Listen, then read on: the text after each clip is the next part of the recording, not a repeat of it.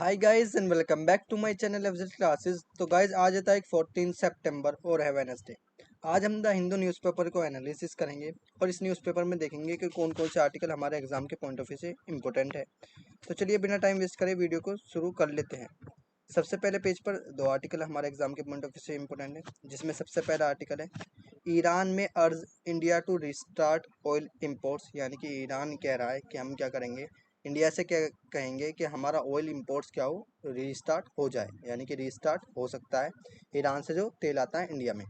Modi to meet Raisi on sidelines of SCO. यानी कि SCO की भी मीटिंग होगी, तो उसमें क्या होगा, मोदी रईसी से मिलेंगे। अब इस आर्टिकल में हमारे लिए क्या इंपॉर्टेंट है, एससीओ। तो चलिए एससीओ के बारे में पहले थोड़ा सा जान लेते हैं। तो संघाई कोऑपरेशन ऑर्गेनाइजेशन एक Eurasian political, economic and security organisation है। In terms of geographical scope and population world's की लार्जेस्ट रीजनल ऑर्गेनाइजेशन है। यानी कि हर कंट्री जो इसमें पार्टिसिपेट करती है वो क्या है, बड़ी बड़ी कंट्रीज़ हैं। और ये वर्ल्ड्स की लार्जेस्ट रीजनल ऑर्गेनाइजेशन है। कवरिंग करती है 60% of the area of Eurasia, 40% of the world population and more than 30% global GDP की कंट्रीब्यूट करती है। एससीओ से सबसे पहले क्या था, एससीओ का जो सक्सीजर है वो क्या था, संघाई 5। ये म्यूचुअल सिक्योरिटी एग्रीमेंट हुआ था 1996 में चाइना, कजाकिस्तान, किर्गिस्तान, रशिया और तजिकिस्तान के बीच में ऑन 15 जून 2001 में। The leaders of this nation और उज्बेकिस्तान मिले थे संघाई में। उन्होंने अनाउंस किया था एक न्यू ऑर्गेनाइजेशन बनी है विद डीपर पॉलिटिकल और इकोनॉमिक कोऑपरेशन है उसका। एससीओ चार्टर साइन हुआ था 7 जुलाई 2002 में और एंटर कब हुआ था, फोर्स में कब आया था, 19 सितंबर 2003 में। Its membership has since expanded to 8 states. यानी कि इसकी मेंबरशिप अब क्या हो गई है, 8 स्टेट्स पर एक्सपेंड हो गई है। विद इंडिया और पाकिस्तान ने भी इसको ज्वाइन किया है 9 जून 2017 में।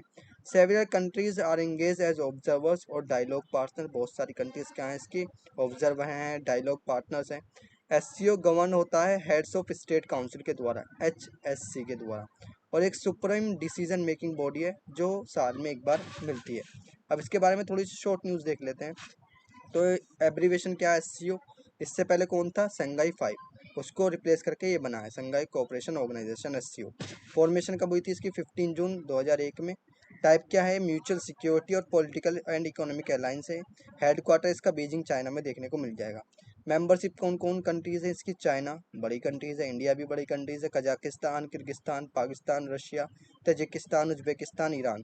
ऑब्जर्वर्स कौन है इसके, Afghanistan, Belarus, Mongolia. Dialogue partners कौन कौन है इसके, Armenia, Azerbaijan, Cambodia, Nepal, Sri Lanka, Turkey. Guest attendees कौन है इसके, एशियान से ये मिलता है, सीस से, तुर्कमेनिस्तान से, यूएन से। और इसकी ऑफिशियल लैंग्वेज क्या है, चाइनीज़ और रशिया। अब हमने एससीओ के बारे में जान लिया। अब नेक्स्ट आर्टिकल जो इसी पेज पर इंपॉर्टेंट है वो है India China confirms withdrawal of troops from PP-15 इन लद्दाख। यानी कि ये बहुत दिन से बात चल रही है कि इंडिया चाइना ने क्या करा है, अपने ट्रूप्स जो हैं वो चाइना ने अपनी तरफ से ट्रूप्स और इंडिया की अपनी तरफ से ट्रूप्स क्या हुए हैं, PP-15 यानी कि पेट्रोलिंग पॉइंट 15 से लद्दाख से हटा लिए हैं। This engagement marks a step forward to end the stand off since May 2020। ये 2020 से स्टैंड ऑफ चल रहा था, अब क्या हो रहा है, ये स्टैंड ऑफ का डिस इंगेजमेंट देखने को मिल रहा है। यानी कि अब स्टैंड ऑफ खत्म हो सकता है। Army chief general Manoj Pande with the troops during the Parvat Prahar exercise in eastern Ladakh amid the ongoing disengagement with China on LAC। यानी कि लाइन ऑफ एक्चुअल कंट्रोल के पास जो आर्मी चीफ हैं जनरल मनोज पांडे, उन्होंने ट्रूप्स देखे किस एक्सरसाइज के दौरान, पर्वत प्रहार एक्सरसाइज। कहाँ पर, ईस्टर्न लद्दाख में। तो इस आर्टिकल में हमारे लिए क्या इंपॉर्टेंट है, पर्वत प्रहार एक्सरसाइज। तो चलिए थोड़ा सा इस एक्सरसाइज के बारे में जान लेते हैं। एक्सरसाइज पर्वत प्रहार के बारे में अगर जाने तो exercise which was held in Ladakh plateau में ये एक्सरसाइज हुई थी at the altitude of 14,000 feet पर। Use newly inducted all terrain vehicles इसमें यूज हुए थे। ट्रांसपोर्टेड हुए थे किसके द्वारा, चिनोक हैवी लिफ्ट हेलीकॉप्टर्स के द्वारा and K9 Vajra howitzers among others. The exercise come as India's and China undertaken disengagement. यानी कि इस एक्सरसाइज को इसलिए रखा गया था कि इंडिया और चाइना के जो ट्रूप्स हैं उनके बीच में डिसएंगेजमेंट हो फ्रॉम पेट्रोलिंग पॉइंट 15 से। कहाँ पर, पेट्रोलिंग पॉइंट 15 से, PP-15 जो ईस्टर्न लद्दाख में। एज अनाउंस ऑन September 8 को इसको अनाउंस किया गया था। General Pande schedule to visit Siachen और संडे। यानी कि जनरल पांडे क्या हुए थे, सैचिन में उन्होंने क्या किया था, संडे को विजिट किया था। Simultaneously on the western front exercise Gagan strike culminated culminated with an firepower display of attack helicopters supporting deep operation by strike corps. Western Army Commander Lieutenant LT General N. Now K. Kanduri, who witnessed the culminations, doubted the professional readiness of combat forces for contingencies on the Western Front, the Western Command said on Twitter. यानी कि जो ये exercise है इसका यही मकसद था कि हम किसी भी तरीके से क्या हों डिसएंगेजमेंट कर सकें चाइना के ट्रूप्स और इंडिया के ट्रूप्स। तो हमने पर्वत प्रहार के बारे में भी जान लिया। अब देख लेते हैं नेक्स्ट आर्टिकल जो हमारे एग्जाम के पॉइंट ऑफ व्यू से इंपॉर्टेंट है। हाँ, नेक्स्ट आर्टिकल जो हमारे एग्जाम के पॉइंट ऑफ व्यू से इंपॉर्टेंट है वो ओपेड पेज नंबर 7 पे दिया गया है। N improved bill but still contentious. एक बिल लाया गया है इंडियन पोर्ट के लिए, यानी कि जो इंडिया में पोर्ट है उनके लिए एक बिल लाया गया है 2022 में। ये अमेंडमेंट है, ड्राफ्ट आया अभी, फिर बिल आएगा, फिर ये एक्ट बनेगा। The bill Indian ports bill of 2022 has not resolve the main issue between the centre और मेरीटाइम स्टेट्स। यानी कि जो या इंडिया है इसके जो मैरीटाइम स्टेट्स हैं, यानी कि मॉरिशियस, श्रीलंका हो गया, बांग्लादेश हो गया, म्यांमार हो गया, इन सब के बीच में भी क्या है इशू से बना हुआ है क्योंकि ये सही से डिस्कस नहीं हुआ। अब इस ऑडिटोरियल में क्या दिया गया है, अशोक वर्धान शेट्टी के व्यूज दिए गए हैं, वो उसको भी आप रीड कर सकते हैं, उससे वोकेबलरी अच्छी हो जाती है। दूसरा इस आर्टिकल में हमारे लिए क्या इंपॉर्टेंट है, ड्राफ्ट इंडियन पोर्ट्स बिल 2022। तो इसके बारे में थोड़ा सा जान लेते हैं। न्यूज़ में क्यों है, recently the government has prepare the draft Indian ports bill 2022। Government ने प्रिपेयर किया है draft Indian ports bill 2022 seeks to repeal and replace इस एग्जिस्टिंग इंडियन पोर्ट्स एक्ट 1908। यानी कि इसकी जगह ये आया है 1908 में इंडिया का पोर्ट्स एक्ट था 1908, उसको रिप्लेस करके क्या लाया गया draft Indian ports bill 2022 which is more than 110 years ago. ये क्या था ओल्ड बिल था ये। Becoming imperative that the act is revamped to reflect the present day framework. यानी कि जैसा इस टाइम पे जियोग्राफिकल कंडीशन इस टाइम पे स्थिति है उसके ऊपर ये काम करेगा फ्रेमवर्क्स पे। बिल ने क्या क्या पर्पस किया है, क्या क्या पर्पस है इस बिल के। It seeks to amend the laws relating to ports. यानी कि जो भी पोर्ट्स से रिलेटेड लॉज हैं उनको अमेंड किया जाएगा। For the prevention and containment of pollution at ports. यानी कि पॉल्यूशन जो हो रहा है पोर्ट्स पर उनको बचाया जाएगा, उससे उसको सेव किया जाएगा पोर्ट्स को, उसको उसके प्रिवेंट किया जाएगा। और जो ज़्यादा गंदगी हो रही है, कंटेमिनेशन हो रहा है पॉल्यूशन का पोर्ट्स पर, उसको सही किया जाएगा। To ensure compliance with the country's obligation under the maritime treaties. यानी कि जो कंट्रीज़ की हमारी की क्या है लाइबिलिटीज़ हैं, उधार हैं मैरीटाइम ट्रीटीज़ में, उनको उनके ऊपर बात होगी। And international instruments to which India is party. It seeks to empower and establish एक स्टेट मैरीटाइम बोर्ड बनाया जाएगा इफेक्टिव एडमिनिस्ट्रेशन के अंदर। यानी कि उसमें प्रशासन सख्त होगा, स्टेट मैरीटाइम बोर्ड्स बनाया जाएगा जो क्या करेगा कंट्रोल एंड मैनेजमेंट करेगा ऑफ नॉन मेजर पोर्ट्स को इंडिया में। अभी हम देखेंगे कौन कौन से मेजर पोर्ट है, कौन कौन से नॉन मेजर पोर्ट है इंडिया में। It aims to provide adjudicatory mechanism for redressal of port regulating disputes and to establish a national council for fostering structural growth and development of the port sector। यानी कि जो भी dispute हो रहे हैं उसके लिए एक नई काउंसिल बनाई जाएगी, नेशनल काउंसिल, जो इस स्ट्रक्चर को देखेगी और इस स्ट्रक्चर को ग्रोथ करेगी और पोर्ट का डेवलपमेंट करेगी, यानी कि पोर्ट सेक्टर का डेवलपमेंट होगा। It will ensure optimum utilisation of the coastline of India. ये क्या करेगी नेशनल काउंसिल, ये इंश्योर करेगी कि किसी भी तरीके से, क्योंकि इंडिया की कोस्ट लाइन बहुत बड़ी है, किसी भी तरीके से इंडिया की कोस्ट लाइन यूज़ की जा सके as may be as necessary and to provide for a matters ancillaries and incidental thereto और कनेक्टेड देयर विद। सिग्निफिकेंस क्या है पोर्ट की इंडिया में पोर्ट्स की सिग्निफिकेंस क्या है। तो India has a 7500 kilometre long coastline, यानी कि बहुत बड़ी कोस्ट लाइन है इंडिया की। एक तो आपको बे ऑफ बंगाल वाली देखने को मिल जाएगी और एक आपको कहाँ देखने को मिल जाएगी, अरेबियन सी की। तो इंडिया की जो कोस्ट लाइन है वो बहुत बड़ी है 7500 किलोमीटर की। 14,050 100 kilometer of an potentially navigable waterways and strategic location on key international maritime trade routes. About 95% of India's trade by volume and 65% by volume is done through a maritime transport facility by ports। यानी कि ports के द्वारा about 95% India का क्या होता है trade होता है। How is the Indian port ecosystem, कैसा है इंडियन के पोर्ट्स का इकोसिस्टम कैसा है। तो port sector India is driven by in high growth in external trade. यानी कि जो बाहर से ट्रेड होता है वो ज़्यादातर क्या होता है इंडियन पोर्ट्स से होता है। The union government has allowed foreign direct investment. यानी कि यूनियन गवर्नमेंट ने अभी क्या अलाउ कर दिया है कि जो बाहर की कंपनीज जो बाहर के पोर्ट्स इंडिया में इन्वेस्ट करना चाहते हैं वो कर सकते हैं, फॉरेन डायरेक्ट इन्वेस्टमेंट इसको बोलते हैं। और up to an 100% under the automatic rules for ports and harbour construction and maintenance project. Legal provisions क्या है इसके लिए? Major ports are under the union list of Indian constitution and are administrator under the Indian ports act 1908 and the major port trust act 1963। यानी कि जो major ports हैं वो union list के अंदर आते हैं, क्योंकि गवर्नमेंट की यहाँ पर कॉन्स्टिट्यूशन में 3 लिस्ट दी गई हैं। लिस्ट कहाँ पे दी गई है? 7th शेड्यूल में। तो एक तो यूनियन लिस्ट होती है, एक कॉन्करेंट लिस्ट होती है, एक होती है स्टेटेड। आप बता सकते हैं कि कितने कितने सब्जेक्ट यूनियन लिस्ट में हैं, कितने स्टेट लिस्ट में और कितने कॉन्करेंट लिस्ट में। तो ये किसके अंदर आता है? यूनियन लिस्ट में। मेजर पोर्ट्स जो कॉन्स्टिट्यूशन में किसके अंदर आते हैं? यूनियन लिस्ट में। उनको एडमिनिस्ट्रेटर कौन करता है? इंडियन पोर्ट्स एक्ट 1908 और major port act trust act 1963। Number of major ports, हाँ ये इंपॉर्टेंट है। नंबर ऑफ मेजर पोर्ट्स कितने हैं इंडिया में? There are 12 major ports and 200 non major ports हैं। यानी कि छोटे और बड़े 12 बड़े पोर्ट्स हैं इंडिया में और 200 नॉन मेजर पोर्ट्स हैं हमारी कंट्रीज में। मेजर पोर्ट्स में ये सब आते हैं: दीनदयाल अर्स्टवाइल कांडला में मुंबई में, JNPT मरमुगांव न्यू मंगलू में है, कोचिन पोर्ट है, चेन्नई पोर्ट है, कामराजर है अली एन्नौर में, VO चिदम्बरम है विशाखापट्टनम में, पारादीप एंड कोलकाता में कौन सा है? हल्दाई।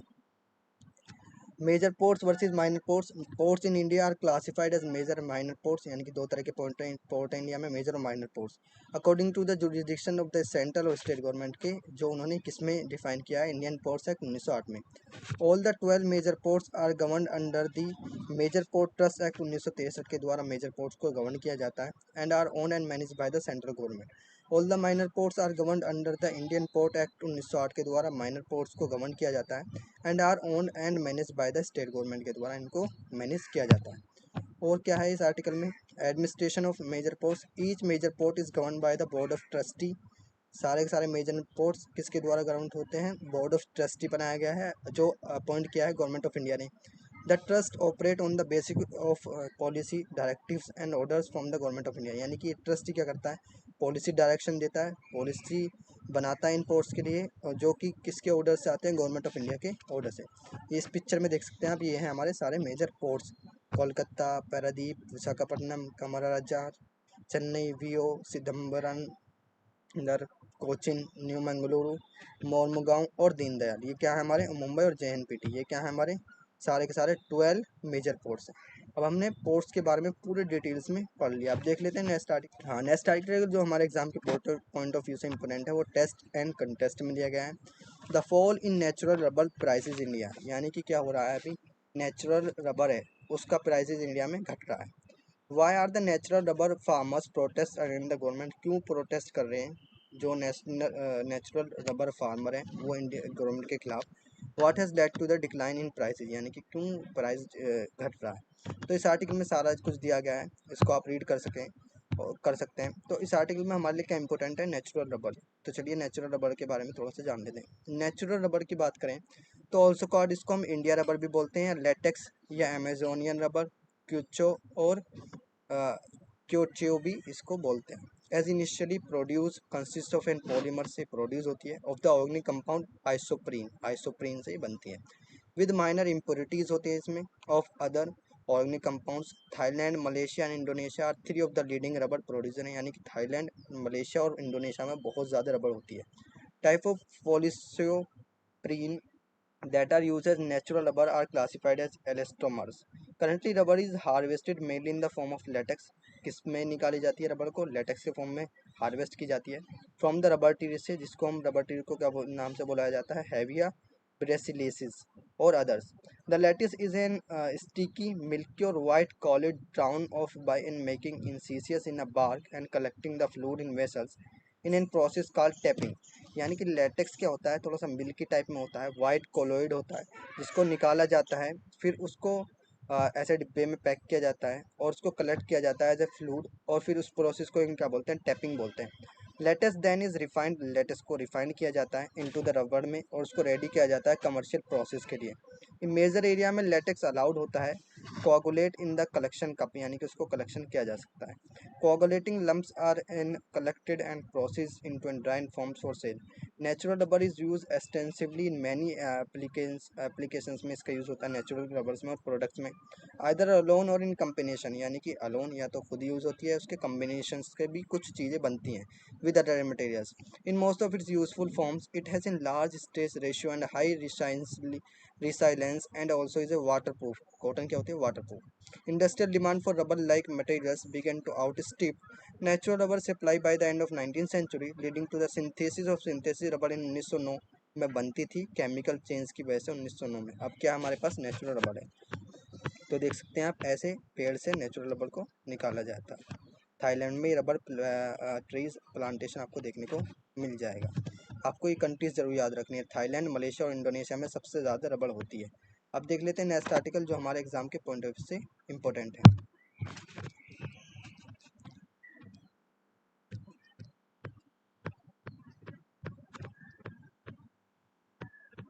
हाँ, नेक्स्ट आर्टिकल जो हमारे एग्जाम के पॉइंट ऑफ व्यू से इम्पोर्टेंट है वो ये है, India to hold G20 summit in 2023, यानी कि इंडिया क्या करेगा, G20 की समिट की क्या करेगा, होल्ड करेगा 2023 में। Bangladesh, UAE, Singapore, Spain, Mauritius, Oman इसके क्या होंगे, गेस्ट कंट्रीज होंगे। G20 leader summit will be held in new Delhi में होगी 9 सितंबर एंड 10 सितंबर को 2023 में, यानी कि अभी एक साल बाद, अभी 22 चल रहा है, तो इसी साल और अगले साल इसी महीने में क्या होगी, G20 मीटिंग होगी इंडिया में। And Bangladesh, Egypt, Mauritius, Netherlands, Nigeria, Oman, Singapore, Spain, UAE will be the क्या होंगे, गेस्ट कंट्रीज होंगे। At the event the ministry of external affairs announce किया है, मिनिस्ट्री ऑफ एक्सटर्नल अफेयर्स ने सितंबर 13 में। India is currently part of the G20 Troikaa, यानी कि India क्या है, G20 का मेंबर है अभी। Current, previous and incoming G20 presidencies आने वाली है इंडिया पे अभी, incoming presidencies comprising in Indonesia, Italy and India. During our presidency India, Indonesia and Brazil would form the troika, यानी कि ट्रोइका क्या करेंगे, एक ट्रोइका क्या होता है, एक हॉर्स टाइप में होता है, तो उसको ही क्या करेंगे, इंडिया, इंडोनेशिया और ब्राज़ील फॉर्म करेंगे। This would be the first time होगा जब Troikaa would consist of 3 developing countries आएंगी ट्रोइका में। पहले क्या थी, डेवलप्ड कंट्री आती है, क्योंकि इंडोनेशिया भी, इटली भी और इंडिया भी क्या है, अभी डेवलपिंग कंट्री है, यानी कि डेवलप्ड स्टेज में भी नहीं गए हैं। और 3 developing countries and emerging economic क्या होंगे, ग्रेट वॉइस देंगी किस चीज़ को, इकोनॉमिक्स को।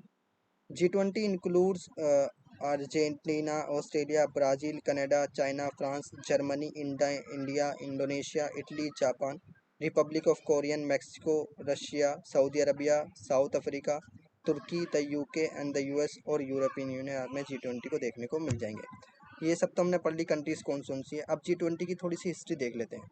तो G20 क्या है, एक G20 और ग्रुप ऑफ 20 एक इंटर गवर्नमेंटल ऑर्गेनाइजेशन है, यानी कि सारी कंट्रीज़ की गवर्नमेंट यहाँ पर आकर बात करती हैं। फोरम है जिसके अंदर आपको 19 कंट्रीज देखने को मिल जाएंगी, एक पूरा यूरोपियन यूनियन आप राइट साइड में मैप में भी देख सकते हैं। It works to address major issues relating to global economy पे बात करता है, such as internationally financial stability दिखाता है, यानी कि जो जो कंट्रीज में जुड़ी हुई हैं उनके अंदर कैसी फाइनेंशियल स्टेबिलिटी है, यानी कि इकोनॉमी कैसी है उनके अंदर। क्लाइमेट चेंज मेडिटेशन पे भी बात करता है, सस्टेनेबल डेवलपमेंट पे भी बात करता है। G20 compose of most of the world's largest economies इसमें देखने को मिल जाएंगी, क्योंकि बड़ी बड़ी कंट्रीज इसमें कंट्रीब्यूट करती हैं, इंक्लूडिंग बोथ इंडस्ट्रियलाइज और डेवलपिंग नेशन है इसमें, यानी कि कुछ डेवलप्ड स्टेज भी हैं और कुछ डेवलपिंग नेशन भी है। And accounts for around 80% gross world product, यानी कि GWP में क्या करता है, 80% कंट्रीब्यूट करता है। 75 to 80% ऑफ इंटरनेशनल ट्रेड इससे होता है। 2/3 ऑफ द ग्लोबल पॉपुलेशन इसमें पार्टिसिपेट करती है एंड रफली half the world's land area ये क्या करता है, कंट्रीब्यूट करता है। G20 फाउंड हुआ था 1999 में in response to several world economic crisis, जब इकोनॉमिक क्राइसिस चल रहे थे सिंस 2008 में।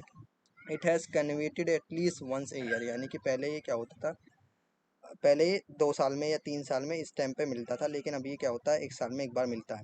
With summits involving each members head of in government और स्टेट और फाइनेंस मिनिस्टर और foreign minister and other high ranking official. EU is represented by the European Commission and the European Central Bank. Other countries, international organization, non-governmental organization are invited to attend the summits. Some on the permanent basis पर attend कर सकते हैं। At its 2009 summit, the G20 declared itself the primary venue for international economic and financial cooperation। यानी कि 2009 में summit में क्या कर दिया था, G20 ने अपने आप को डिक्लेयर कर दिया था कि इंटरनेशनल इकोनॉमिक और फाइनेंशियल कोऑपरेशन पर बात करता है। Group stature has risen during the subsequent decades and is recognized by the analysts as exercising considerably global influence. It is also criticise for its limiting membership, यानी कि इसमें कुछ ही countries हैं तो इसलिए इसको इसकी आलोचना होती है। लेक ऑफ इन्फोर्समेंट पावर है इसके अंदर, and for a alleged undermining of existing international institutions. Summits are often met with protest particularly by anti globalisation group. अब इसके बारे में थोड़ा सा शॉर्ट में जान लेते हैं। फॉर्मेशन कब हुई थी, 26 सितंबर 1999 में। पर्पस क्या है इसका, bring together systematically important industrialise and developing economics को ये क्या करे, पास लाए। टू डिस्कस की इशूज डिस्कस हों ग्लोबली इकोनॉमी पर। मेंबरशिप्स के इसके 20 मेंबर्स हैं। चेयरमैन कौन है इसके, जोको विडोडो। स्टाफ क्या है भी इसका, डिक्लेयर नहीं है। अब देख लेते हैं नेक्स्ट आर्टिकल जो हमारे एग्जाम के पॉइंट ऑफ व्यू से इंपॉर्टेंट है, वो इसी पेज पर दिया गया है। Rohatgi set to become attorney general again, यानी कि रोहतांगी क्या होंगे, अब वो दोबारा से अटॉर्नी जनरल बनेंगे। वेणुगोपाल इस टाइम पर क्या है, हमारे अटॉर्नी जनरल है, के वेणुगोपाल।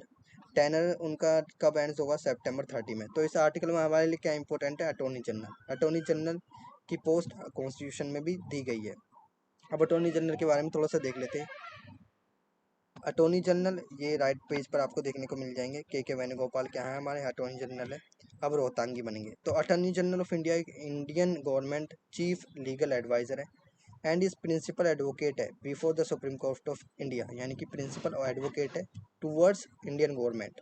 दे are appointed by the president of India के द्वारा इनको अपॉइंट किया जाता है on the advice of union cabinet under article 76 clause 1, यानी कि 76 में अटॉर्नी जनरल ऑफ इंडिया का जिक्र है। Of the constitution and hold office during the pleasure of president, यानी कि ये जब तक इसके टर्म क्या है इसका ऑफिस का, तो during the pleasure of the president. They must be a person qualified be appointed as a जज ऑफ द सुप्रीम कोर्ट, यानी कि ऐसा पर्सन होना चाहिए जिसको अपॉइंट किया जाए, वो ऐसा होना चाहिए कि उसे जज ऑफ द सुप्रीम कोर्ट भी अपॉइंट किया जा सके।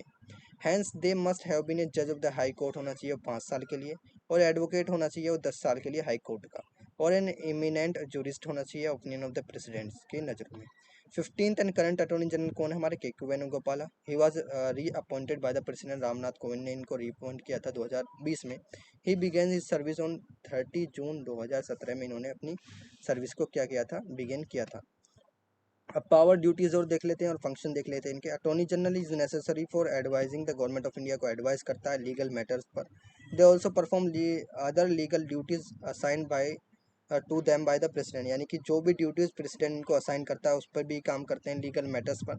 Attorney general has the right to audience, यानी कि वो इस तरीके से क्या करेगा, कोर्ट्स में इंडियन गवर्नमेंट को क्या करेगा, इंडियन गवर्नमेंट को कोर्ट में प्रस्तुत करेगा। As well as the right of participate करेगा in the proceeding of parliaments, though not to vote, यानी कि वो वोट नहीं कर सकता लेकिन पार्लियामेंट में प्रोसीडिंग कर सकता है, स्पीक यानी कि बोल सकता है।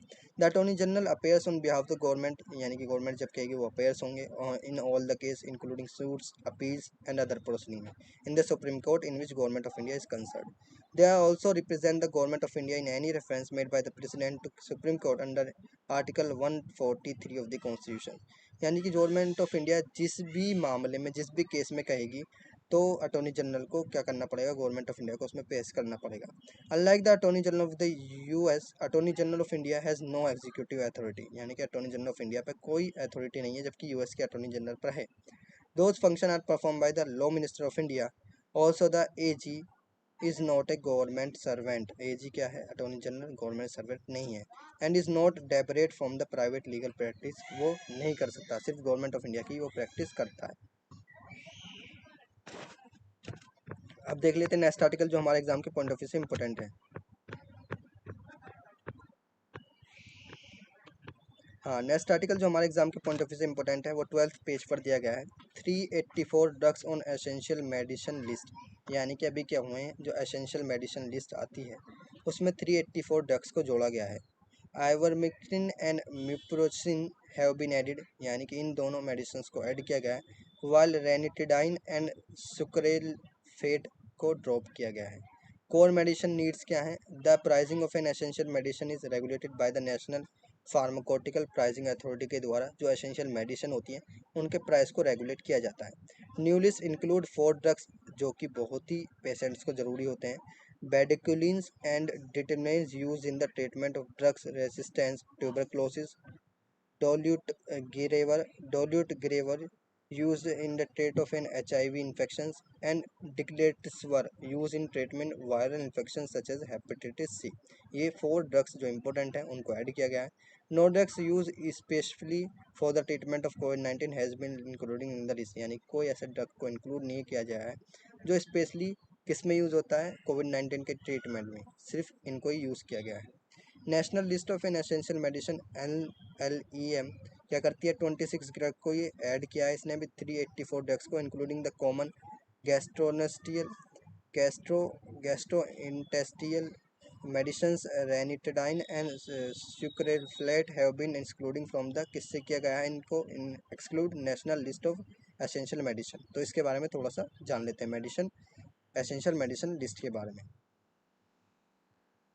तो एसेंशियल मेडिसिन की बात करें तो एसेंशियल मेडिसिन डिफाइन की गई है वर्ल्ड हेल्थ ऑर्गेनाइजेशन के द्वारा।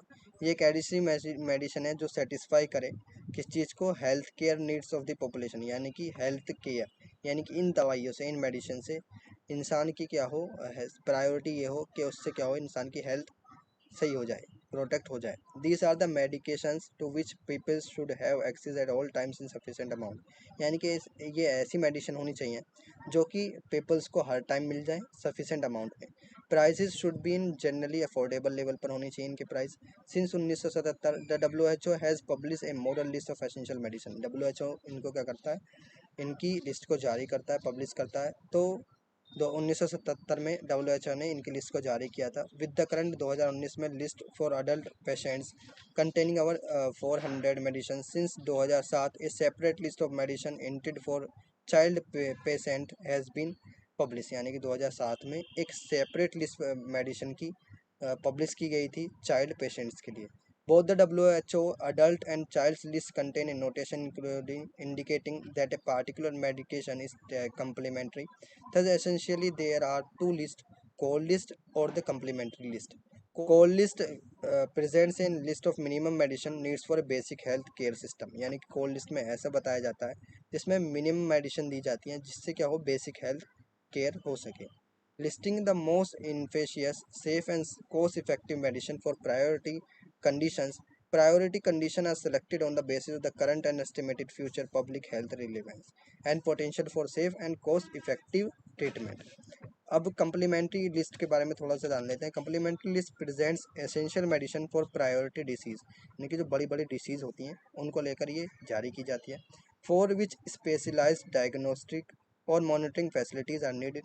In case of a doubt, medicines may also be listed as complementary on the basis of higher cost or less attractive cost effectiveness in a variety of settings। अब देख लेते हैं इसके बारे में थोड़ा सा शॉर्ट में। तो 2017 में मार्क द 14th एनिवर्सरी हुई थी, WHO ने मॉडल और लिस्ट ऑफ एसेंशियल मेडिसिन को बताया था। अब देख लेते हैं नेक्स्ट आर्टिकल जो हमारे एग्जाम के पॉइंट ऑफ व्यू से इम्पोर्टेंट है, वो 12th पेज पर ही दिया गया है।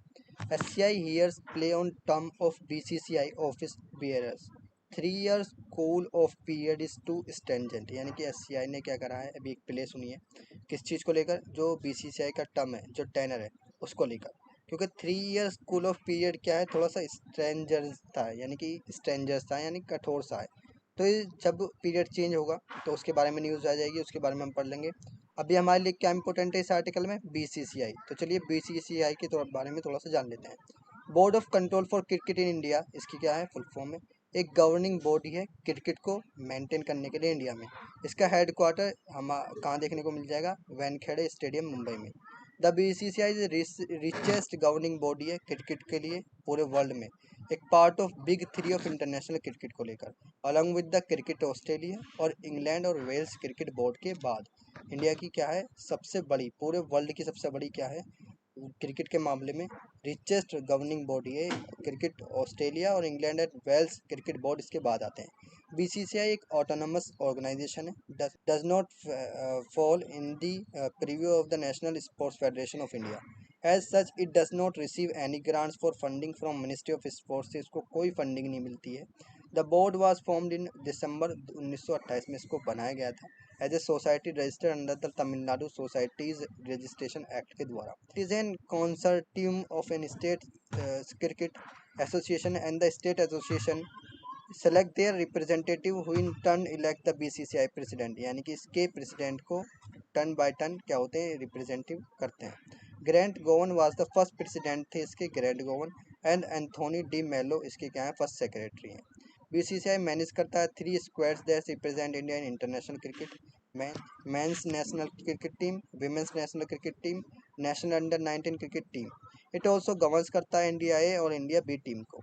As a parts of duties, ये क्या है इसकी ड्यूटीज़ है. बीसीसीआई ऑर्गेनाइज करता है शेड्यूल मैचेस, यानी कि मैचेस का शेड्यूल्स भी यही जारी करता है, तो played by each of this in टीमों के द्वारा. अब इसके बारे में थोड़ा शॉर्ट में देख लेते हैं बीसीसीआई के बारे में. स्पोर्ट क्या है, क्रिकेट से रिलेटेड है. जुरिडिक्शन क्या है, इंडिया के जुरिडिक्शन में आता है. मेंबरशिप कितनी है इसकी, 40. एब्रीविएशन क्या है इसका, बीसीसीआई. फाउंडेड कब हुआ था, 1928 में. एफिलिएशन कब मिली थी इसको, international cricket council. Affiliation date 31 मई 1926. रीजनल एफिलिएशन डेट कब है, एशियन क्रिकेट काउंसिल, और डेट 19 सितंबर 1983. Headquarter Wankhede stadium, Mumbai. President कौन थे इसके, अभी अभी कौन है, सौरभ गांगुली. सीईओ कौन है इसके, हेमंत एमिन. वाइस प्रेसिडेंट कौन है इसके, राजीव शुक्ला. और सेक्रेटरी कौन है, जे शाह. मेंस कोच कौन है इसके, राहुल द्रविड़. और विमेंस कोच कौन है, रमेश पवार. तो अब देख लेते हैं नेक्स्ट आर्टिकल जो हमारे एग्जाम के पॉइंट ऑफ व्यू से इंपॉर्टेंट है. तो गाइज यही आर्टिकल थे जो हमारे एग्जाम के पॉइंट ऑफ व्यू से इंपॉर्टेंट थे. वीडियो अच्छी लगे तो वीडियो को लाइक करें, चैनल को सब्सक्राइब करें. मिलते हैं नेक्स्ट वीडियो में, तब तक के लिए थैंक यू. जय Hind and never give up.